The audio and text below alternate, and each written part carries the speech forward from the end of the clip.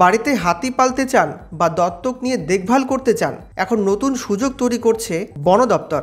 চারদিকে যখন হাতি মানুষের সংঘাত ভয়াবহ আকার ধারণ করছে, তখন গরুমারা বন্যপ্রাণ বিভাগ একটি অভিনব উদ্যোগ নিয়েছে। এর মাধ্যমে যে কেউ চাইলে এখন দত্তক নিতেই পারেন হাতি। যদিও বন দপ্তরের এমন উদ্যোগ নিয়ে পরিবেশ প্রেমীদের একাংশের দাবি, সরকার হাতি সামাল দিতে পারছে না, খাওয়াতে পারছে না, তাই অর্থবান মানুষের ঘাড়ে তুলে দিতে চাইছে সেই দায়িত্ব। প্রসঙ্গত কদিন আগেই মুখ্যমন্ত্রীও বলেছিলেন হাতির সংখ্যা বেড়ে গেছে। গরুমারায় কুনকি হাতির সংখ্যা বর্তমানে 29, আর যার মধ্যে 6টি শাবক রয়েছে।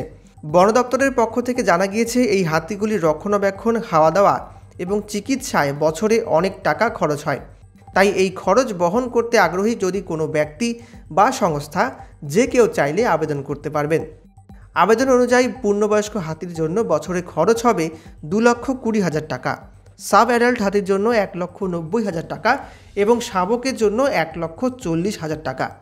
গরুমারা বন্যপ্রাণ বিভাগের ডিএফও দ্বিজ প্রতিম সেন জানিয়েছেন, আবেদন প্রক্রিয়া মেনে অনুমোদন পাওয়া গেলে সাধারণ মানুষ বা যে কোনো সংস্থা হাতি দত্তক নিতে পারবেন। আর এই উদ্যোগের মাধ্যমে একদিকে যেমন হাতির প্রতি মানুষের সহানুভূতি তৈরি হবে, অন্যদিকে বন দপ্তরের খরচাও অনেকটা কমে যাবে। রাজ্য বন দপ্তরের অনুমোদন পেলে এই প্রক্রিয়া বাস্তবায়িত হবে। আমাদের কাছে প্রপোজাল দেন যে ওনারা কোনো এলিফ্যান্ট অ্যাডপ্ট করতে চান, এটা সেম টেমপ্লেট অ্যাজ যেটা বেঙ্গল সাফারিতে হয়েছে।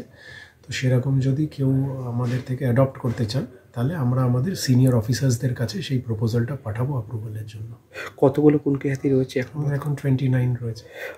কত টাকার মতো তাও, এই যদি কেউ দত্তক নিতে কত টাকার মতো তাও দেয়? I think it comes to close to around 1,70,000 নিমা ফর অ্যান অ্যাডাল্ট এলিফ্যান্ট। এটা শুধু র্যাশনের জন্য অ্যারাউন্ড 1,70,000, আর কাফ এলিফ্যান্টেরও টেন্টেটিভ অ্যারাউন্ড 1,10,000 মতো আছে। কুনকি হাতিগুলোকে বন দপ্তর দত্তক দেবে, তার মানে হাতির খাবার বন দপ্তর পালতে পারছে, মানে যে খরচ, সে খরচটা ব্যয়বহুল বলেই হয়তো দিতে চাইছে। কিন্তু বিষয়টা হচ্ছে, বন দপ্তরের তো একটা রোজগার ছিল, সেই রোজগারটা তো বর্তমানে বন্ধ হয়ে গেছে। যেটা হচ্ছে ফরেস্টে ঢুকলে যে কেউ ঢুকতে পারবে, কোনো পয়সা কড়ি লাগবে না। এই যে অবৈজ্ঞানিক কতগুলো পদ্ধতি, ফরেস্টে কারা ঘুরতে যায়, যা তো এক শ্রেণীর যাদের পয়সা আছে সেই ধরনের লোকরাই তো বাইরের থেকে ট্যুরিস্টরা আসে যায়, সেখান থেকে একটা ইনকাম ছিল, সেই ইনকামটা বন দপ্তরে বন্ধ। কিন্তু এই মুহূর্তে বন দপ্তরের কর্মী সংখ্যাও কম, তো সব দিক দিয়ে বনের যে অবস্থাটা সেটা কিন্তু খুবই খারাপ। তো সেই জায়গায় এখন বন দপ্তর কী সিদ্ধান্ত নিতে বাধ্য হচ্ছে, বিষয়টা সম্পূর্ণভাবে আমরাও খোঁজখবর নিচ্ছি, জেনে তারপরে বিস্তারিতভাবে বলবো।